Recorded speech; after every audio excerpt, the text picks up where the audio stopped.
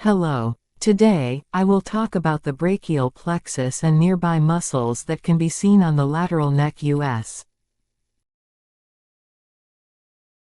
This patient recently complained of a sore throat, a tongue ulcer, and left lateral neck tenderness. On US, a pathologic lymph node was suspected at an outside clinic. 8 years ago, she underwent right lobectomy and central lymph node dissection due to right thyroid cancer.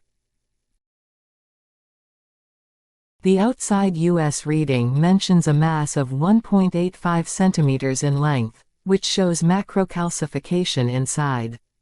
This is the outside US image. What do you think this is? According to this schematic image, you can see 3 muscles when you place the US probe on the lateral neck. In front, SCM muscle is placed. Behind SCM, you can see anterior scalene muscle and middle and posterior scalene muscle, in order. The brachial plexus comes out of the space between the anterior and posterior tubercles of the spine. It passes between the anterior scalene muscle and the middle scalene muscle. On computed tomography, this is the anterior scalene muscle, and the middle and posterior scalene muscles sit behind it. The brachial plexus is seen in low density between those muscles. The lesion that the outside clinic suspected as lymph node enlargement was the anterior scalene muscle. Right behind, the brachial plexus can be seen. Brachial plexus roots from the C and upper T spines come down, and parts of them are combined together to form trunks, which again divide into several divisions. Roots are seen between the anterior scalene muscle and the middle scalene muscle. The divisions are seen in the supraclavicular area, where the subclavian artery can be seen. These round hypoechoic structures in the lower lateral neck are the brachial plexus roots. This is the internal jugular vein, and this is the anterior scalene muscle. The middle and posterior scalene muscles are behind the brachial plexus roots. The easiest way to find the brachial plexus in the lateral neck is to find the anterior tubercle of C6, which is the most prominent. And then, if you can trace laterally and down the C6 brachial plexus root until the supraclavicular area, you can find several divisions of the brachial plexus. This normal anatomy should not be mistaken for mass, which can lead to invasive tests.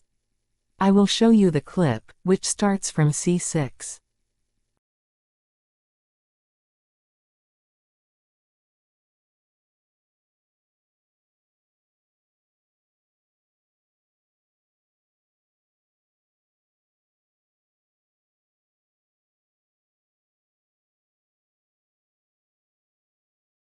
This is another case. The brachial plexus trunks and their divisions are easily seen.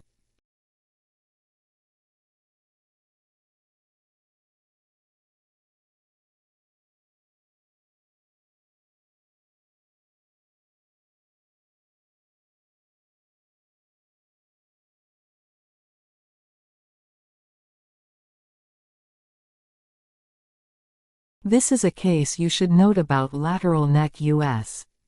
This patient had total thyroidectomy with both central neck dissection and right lateral neck dissection due to thyroid cancer 1.5 years ago. After the surgery, she had high-dose and low-dose radioiodine ablation treatments. Because her recent serum TSH suppression thyroglobulin was measured at 8.9, US was requested to check local recurrence. After US, the resident suggested suspicious lymph node metastasis, which may lead to increased serum thyroglobulin. However, I did not agree with the opinion of the resident. With the US image and patient history together, I thought this lesion was a traumatic neuroma. To confirm my decision, I left this clip. The lesion was traced by ultrasound, from the right lateral neck to the brachial plexus. This clip begins the heterogeneously echoic solid nodule at the right lateral neck, tracing medially and upside the lesion.